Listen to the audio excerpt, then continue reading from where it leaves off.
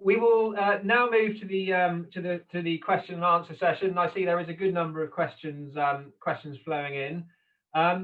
The downside for the panel, I'm not sure if they've worked this out yet, but unfortunately for them, the audience this afternoon are not trying to process their questions through the fug of the previous night's conference dinner excesses. So there are some pretty good questions here, and everybody's firing on all cylinders. So good luck, guys. I think if you're all able to reveal yourselves, this is where it gets a bit tricky for me, because I'm no good at multitasking, and moving things around the screen and asking questions at the same time is not my strong point. Anyway, let's start with a question for everybody, and okay, so let's start with the big question. This is from an anonymous questioner. So it says, I heard on the radio yesterday the two biggest advancements in human health have been attributed to access to clean water and the availability of vaccines. In this context, how far would antibiotic immunity set us back? Would it be the equal and opposite impact of clean water? The optimist in me says humans are very resourceful when it comes down to it. So do we need to worry anyway? Duncan, if we come to you first, if you want to have a bit of a view on this small question. Yeah, I'll have a bit of a stab on it. Thank you. So the O'Neill report was actually commissioned by David Cameron back in 2015, 2016 to look at this exact question. The key thing is that he's an economist, so he put it in terms of numbers. And I can't remember the number off the top of my head, but it's a big number that if we don't get it fixed by 2050, this thing is causing a big problem. Probably, you know, the research with climate change would come first, but this wouldn't come that far behind it. Like I said, this is a problem that massively overlaps so many things, and that's the good thing when it comes to the solutions, because you know, you talked about clean water and sanitation. Actually, poverty alleviation within developing countries it's going to be a huge lever that we've got to push on to fix this. So with that, we're also going to get some solutions for climate change with that, but then also some solutions for for antibiotic resistance. The thing is if they're using animal agriculture as a way out of poverty, and then are using routine antibiotics to try and drive the economics of those businesses forward, then we can actually perpetuate the issues we've got. So it's the solutions that we find to all of these problems will overlap, but having the right governance structures and the right way of managing those solutions is crucial to say whether it's going to be a massive success or a massive catastrophe. Thank you, Duncan. Mark, if I come to you on the same question. Yeah, absolutely. I think the significance is vitally important. Yes, clean water and available vaccines is vitally important. But if we think of the usage of antibiotics in ourselves, even in terms of if you have an illness or you have something like that, but also in routine surgeries. If you go to get your appendix removed, or someone has major heart surgery, and the amount of times people, for example, with diabetes, might need a course of antibiotics. So it's not only initially what we think, it's also complications of other diseases. So it's vitally important to protect our antibiotics. I think the key to it here is we know how bad it can get. We don't want it to get that bad. And to alleviate the risks of it getting bad, we can put some of these preventative measures on board. And you know, maintaining the health and welfare of animals is vitally important. Also, another one is food safety as well. We need to protect antibiotics for our own food safety, because our food needs to be from animals which are healthy and not containing any diseases which may potentially transfer to us. So the risks are there. They are high if we don't get this right, and we can't press the reset button. So I'm not a betting man. I would rather prevent these things rather than be faced with a catastrophe. Yeah. Thank you. Thank you, Mark. Grace, if you would like to come in on this one. Yeah, absolutely. I firstly say that antibiotics are an absolutely precious resource. And as Mark and Duncan have just said, there's no reset on it. So what we're trying to do is ensure that they're efficacious into the future. So we hear the headline stories for people, but also for animals. And we have lots of ways of doing that. And to be quite honest, we need to use as many of them as possible. One of the key things is to look at it from a global perspective. So there's challenges and pressures that hugely vary across the globe. In some countries, they just don't have great access to veterinary care. If you look at places like India, so they have unique pressures there. And of course, sanitation will be important, but there's lots of other elements. I recently joined the World One Health Congress to talk about capacity building in AMR. And while there was great projects all around the world and the UK was helping, actually we had to ask ourselves, what are we doing on our turf as well? And so I talked about training in terms of the responsible use of antibiotics. So I think it's about joining up. It's about people collaborating and helping across the globe and recognizing there's lots of challenges. But undoubtedly, yes, AMR is a huge issue and it will be going forward. It won't disappear. It's here to live with us. So it's about what does long-term sustainable use look like and everybody contributing to achieving that. Thank you, Grace. Heidi, I think you know where we're coming next. Hopefully you had a chance to draw breath.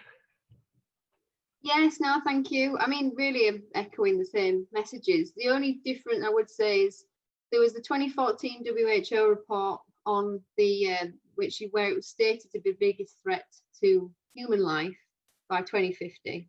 That put the deaths of AMR at 10 million a year, which is where it outstretched, you know, malnutrition and cancer. So I think that's probably the key fact. And that was covered in the 2018 Georgina Crawford's report. It wasn't actually covered specifically in any of our reports today. But yeah, obviously the availability of vaccines will be related heavily with AMR as well. I think they're inextricably linked, especially in animals. You know, we need to be putting more focus in vaccination programs and ensuring we've got a healthy animal before the vaccine, to obviously make sure we can reduce medication need. So yeah, I don't think they can be taken too far apart. But really, nothing else to add above the other guys. They've answered the question wholeheartedly. Brilliant. Thank you, Heidi. We'll have another quick round question to everybody. Then we'll delve a bit more closely into each individual presentation. I think there are a couple of questions on this subject in the chat, and I won't be clever enough to draw them all together into one question, but it's to revolve around sort of the cost of food and how do we get the message through to the public and supermarkets that cheap food has to come at a cost, and that we need to get back to the 35% of income spent on food, not the 15%. And then this obviously related to the use of antibiotics is directly related to the delivery of cheap food, and farmers would happily rear animals more slowly if they received appropriate remuneration. I think all of you touched on sort of the cost of food and the financial cost to the end user. So I don't know if you were able to draw some sort of comments and some views out from that question and your wider studies.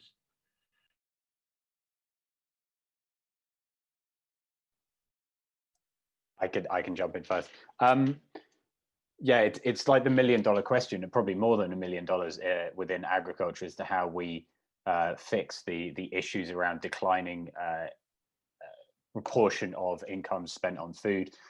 The one thing that I'm very keen on doing is that if we're having decreased food costs because we've got poverty within the UK, which we do, and we do have a lot of food insecurity within the UK, I don't think we should also then transfer that poverty onto the farming populations and mess up the environment and the farming economy at the same time. So I think in terms of cheap food from a political choice, I don't think that burden should be put solely on the farming community.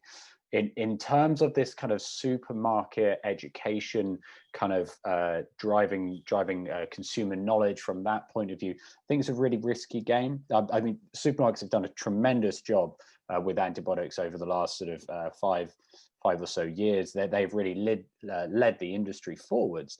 We do need to be careful when we as an industry put all of our sort of weight behind that as a method of choice. In America, there's a lot of antibiotic-free products, never used antibiotics within their lifetime. And I think if we say we're going to let individual businesses like supermarkets drive antibiotic policy, we've got to be open to some of those issues rearing their heads in terms of, that actually this conversation went in a different direction to where we thought. So I think, like I said, when we use it to reflect back on ourselves, I think actually what we need to do is say, how do we make decisions as an industry around these big topics? How can we implement policy quickly and universally, maybe alongside the supermarkets, but not solely relying on them, because we need to have a way of driving change for these sustainability issues. We need to be efficient and effective with it, because they're going to keep on coming down the line. And so how can we get them solved quickly and move on to the next one? Thank you, Duncan. Mark, we can come to you for a review. Yeah, Duncan, you've answered that question really well. Thank you. I suppose in my view, I can think of two things in the world which have to be fail-safe, have to be absolutely bulletproof. And the two things in my mind is airplane travel and food. They have to be fail-safe. So with the cost of food, how, and the cheap cost of food to the end user, how does that pass on? And I again, Duncan, you're right, the supermarkets educating and consumer knowledge. I can think of some really good messages coming from supermarkets and really good messages coming from some fast food chains as well, which are really good promoters of the safe food message.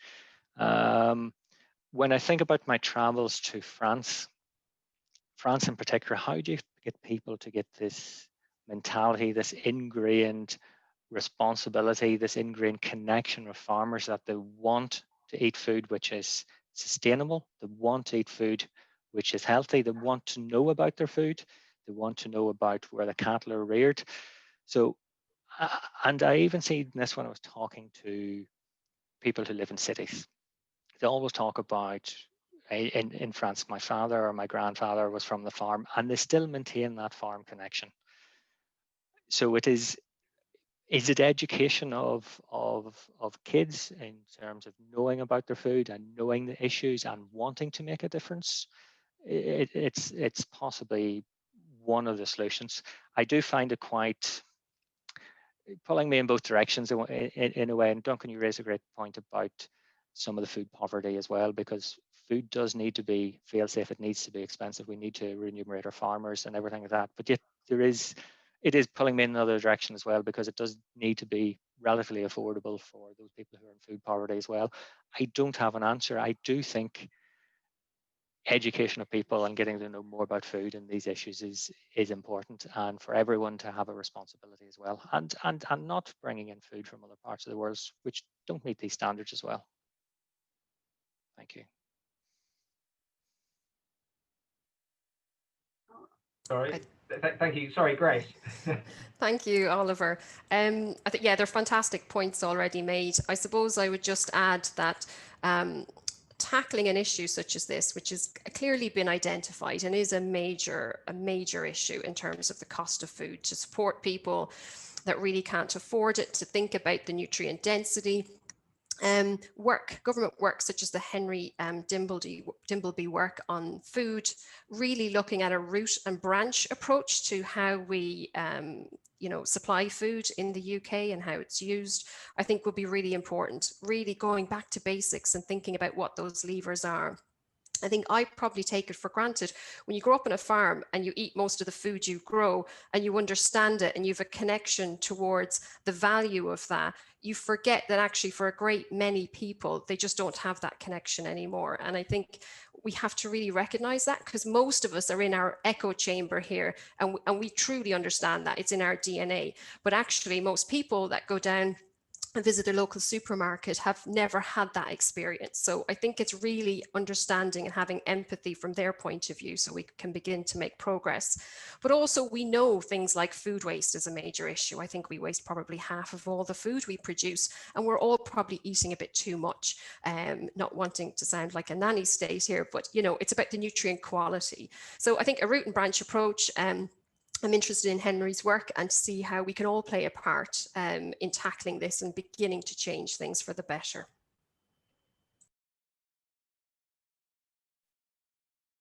I think you're on mute, Oliver. Sorry, sorry, Heidi. I'm never very good with buttons. Okay, for me, I think it's probably two-pronged or two-sided. For one, I think we're going to get forced to reduce medication use anyway. You know, especially in pig production, 30% targets year-on-year reduction. You cannot move away from that, and therefore there's going to be changes needed. So I think if we look back at the some of the messages discussed in the welfare mini conference, having a brand or leading that conversation as a farm or as a product yourself may help build more value for your products.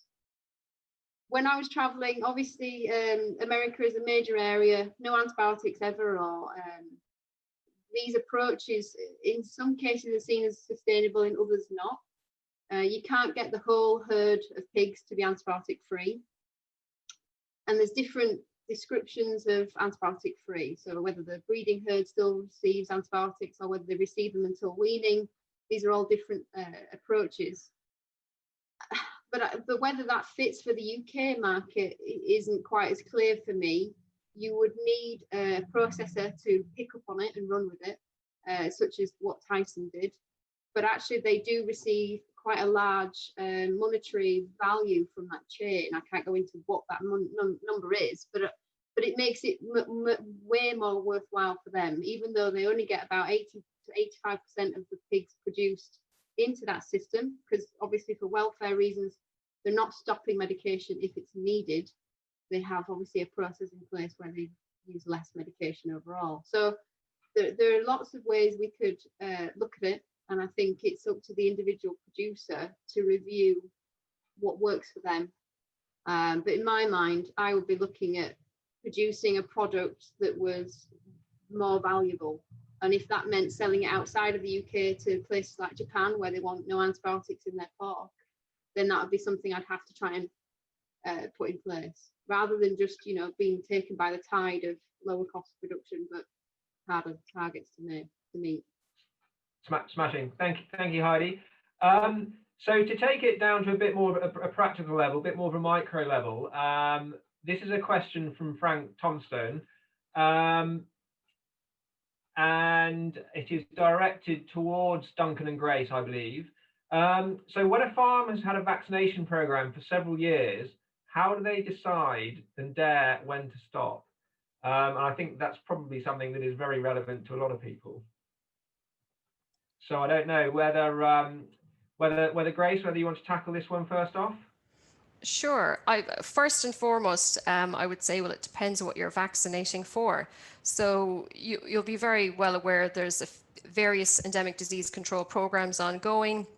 And for example, having that conversation with your vet and understanding what the industry goals of that initiative are. So if you look at an example such as BVD, it depends on where in the stage of eradication or control that particular program is and when it's appropriate or not for you to vaccinate. So if you're in an area where you've been vaccinating for a little while, but actually we've not got a countrywide control approach. So lands that may be bordering your land are not vaccinating, you've got a naive herd, there may be risks on your farm. The short answer is that's a conversation you've got to have with your vet. It will be disease specific, and it depends on what the goals are of that farm and also where we are in terms of national control programs. Thank you, Grace. Duncan? Yeah, much echoing Grace's comments. I think rarely do I look at a vaccine program and think, oh, you're using a few too many here. You know, most commonly the issue is that we're not using them extensively enough. All of these decisions need to be taken in accordance with the risk that's there, which is not only the disease level, but also the consequences. So what are the consequences of having that disease? And do we want to afford that? Do we want to actually just create a wider sort of health mantra within the business? Yeah, that would probably be the key. The key is looking at that holistic herd management. So it's not just looking at, I've got one disease and one vaccine, therefore I don't need to worry about that. How do we drive the immunity of these animals forwards? Thank you, Duncan. So Heidi, if we fire a question at you, again, this is a much more practical micro question from Imi Chapman. And it goes along the lines of, do you think a small amount of forage in the diet of sows instead of the traditional starch-heavy diet improves their gut health? Oh, thank you for that question. It's a really good one. We actually have a requirement for forage such as straw in gestating sow diets within the UK. They're generally bedded on straw, so we get around that. But if we look at the Netherlands and Denmark, for instance, they feed it as a separate hopper almost in the sow shed. So yes, I think we can agree there is value there for gut health. The sow wouldn't be able to consume enough feed to keep her sated or to keep her from feeling hunger otherwise. And therefore, because she's on a constricted diet, you'd be looking at a welfare concern in my mind if we didn't feed that forage. And looking at her gut system, it's a relatively slow passage rate. She's got bacteria and fungi in that hindgut that are there to digest the fibre. So yes, I think functional fibre, such as fermentable fibre as well, is also beneficial for sows. So in the UK, we're quite good at feeding things like sugar beet pulp. But in countries like the US, where they have DDGs, they really don't feed anything more valuable than that to a sow, you know, and they look at soya hulls as the saving grace, but they're not enough in my mind. They're not focused enough on that sow gut health, you know, so they could maybe learn from us in that regard. But yeah, we're quite good at sows over here, but we could always maybe improve things.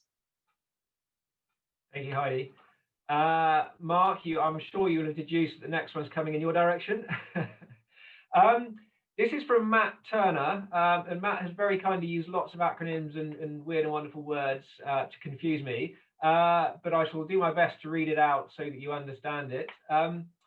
So do the US have a rumour equivalent, and do you think the industry understands the need to reduce use? Also, do you have any idea how many milligrams the US milligrams per, you'll have to help me on that one, the US uses? It would be interesting to compare to the UK.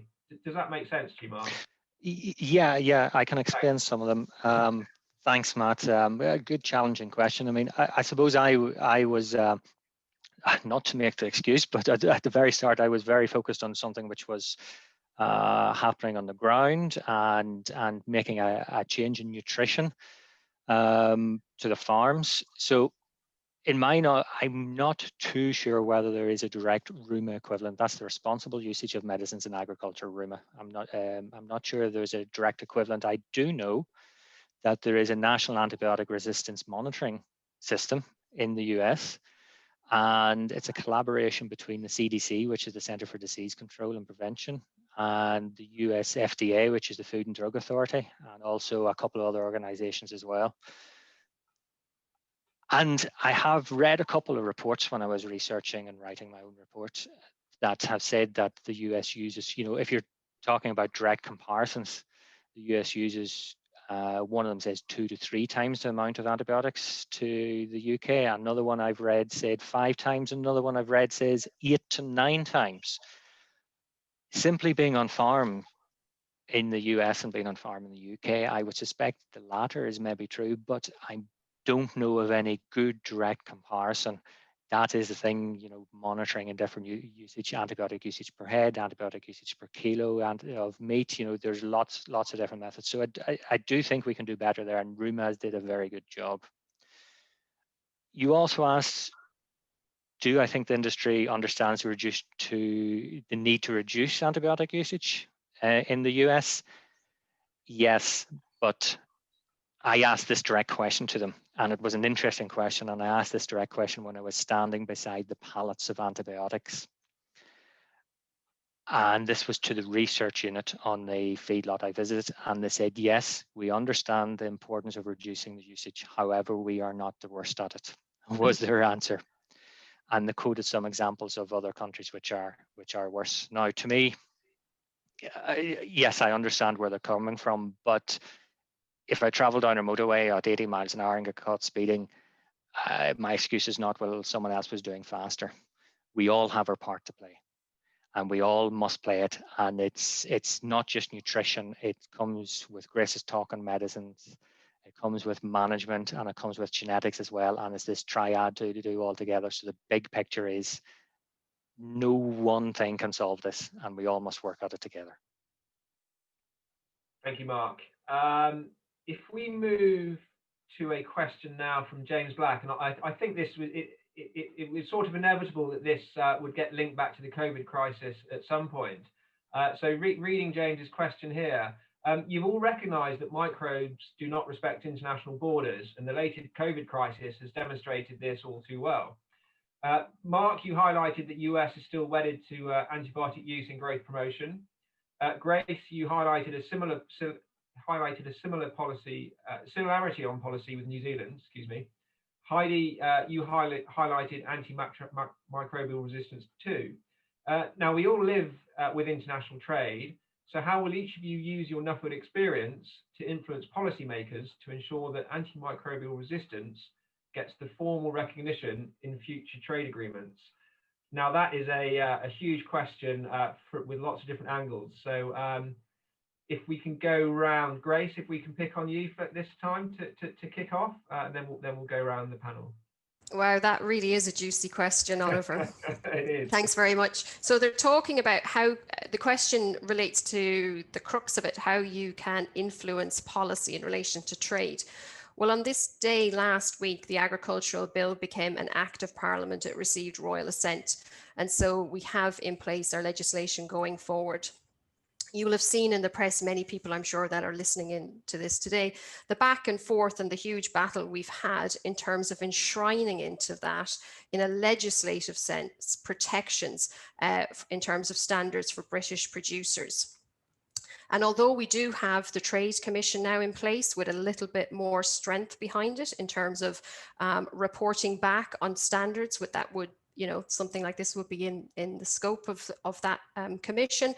We don't actually have strong enshrined in legislation commitment from government that they are going to uphold standards when it comes to food imports. So there is a huge amount of work to do to keep the eye on the ball with this, to protect British farmers.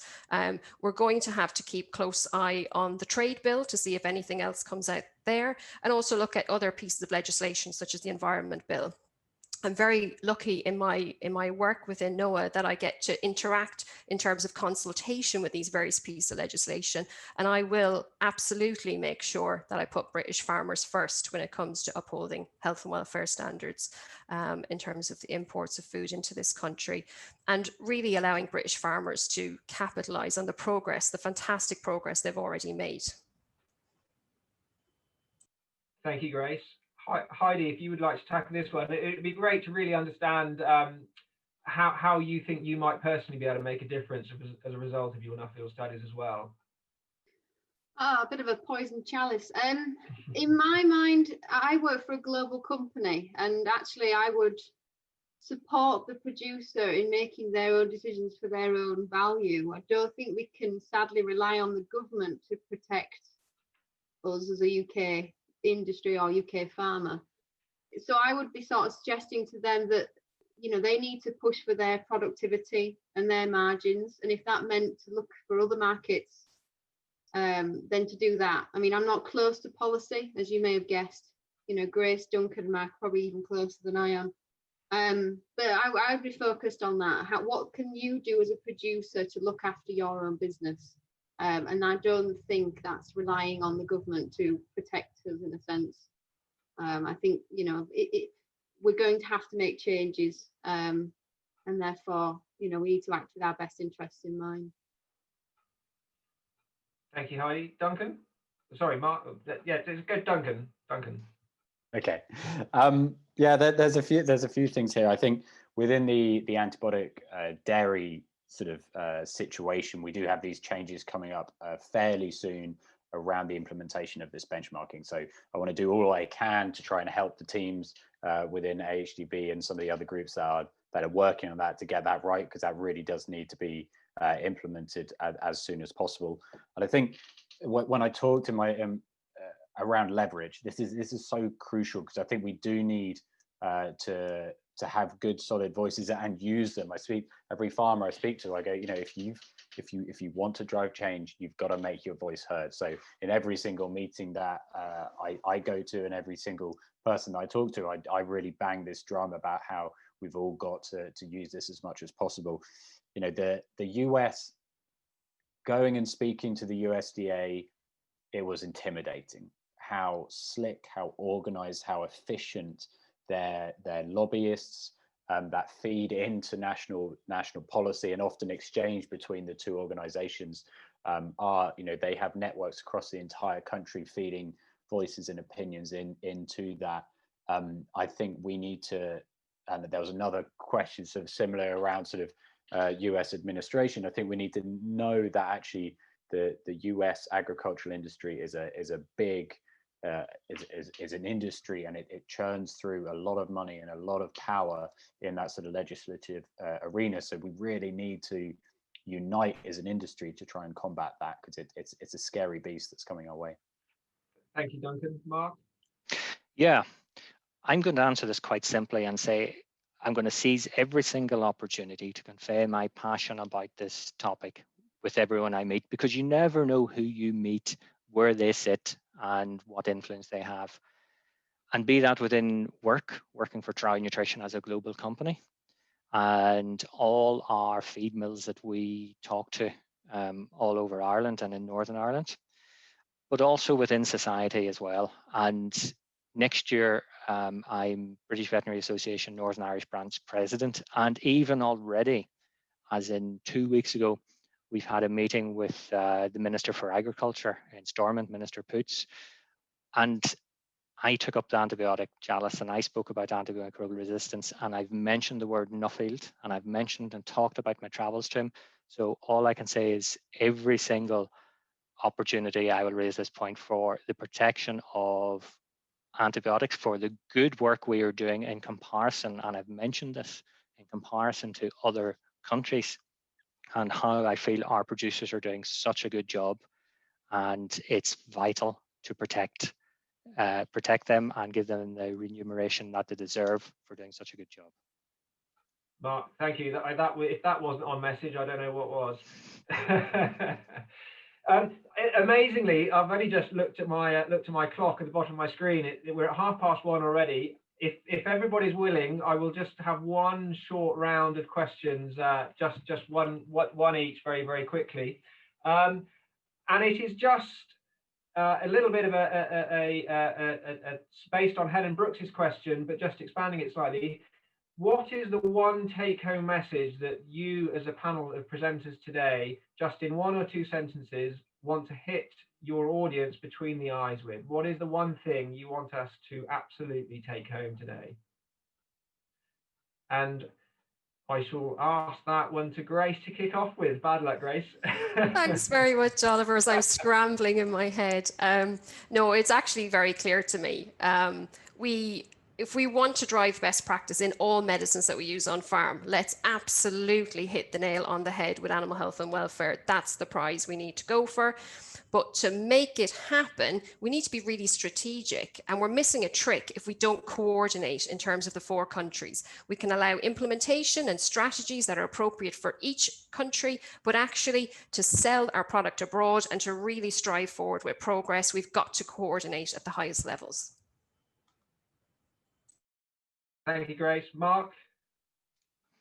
Yeah, to drive innovation and change, I think it's an understanding. It's how to make this practical. There's lots of messages I've mentioned with Grace's talk: medicines, vaccines, nutrition, management, genetics. It's bringing this together to making a difference, because we all need to work together to make this difference. And actually, I think a really good topic for maybe a next Nuffield travels would be understanding why people use antibiotics, why people use antibiotics in the States, and why, for example, people use antibiotics in some of the African countries, because there's completely different reasons why as well, from the dollar to just keeping animals alive. So it's understanding and putting in those changes which make the biggest difference. Excellent. Thank you, Mark. Heidi, if you would hit us between the eyes. For me, it'd be that gut health is the cornerstone, as I said in my talk, of all these things for me, in my mind. You know, nutrition, management on the animal, even genetics, all impact and have an impact from the gut health. So if we can look at it in regards to how we're managing the animal and how we're best using that relationship with the microbiome to benefit the production and performance of the animal, as well as medication use, mortality, all these things, I think it's sort of the hidden aspect to production in my mind. You know, if we think of in dairy and ruminants, we think about the rumen has been a black box because it's got all that microbiome in there. The pig has that as well. It's just at the end of the chain, and you know, I think we underestimate the value of utilizing that better. Thank you, Heidi. Duncan, you kicked us off. You also get the last word. Hit us between the eyes, please. I think my key take home from my talk, from my study, was that, you know, we have driven so hard towards efficiency, but that ecosystems don't work on efficiency, they work on resilience. And so we need to understand how we coordinate our industry to increase its resilience in the future.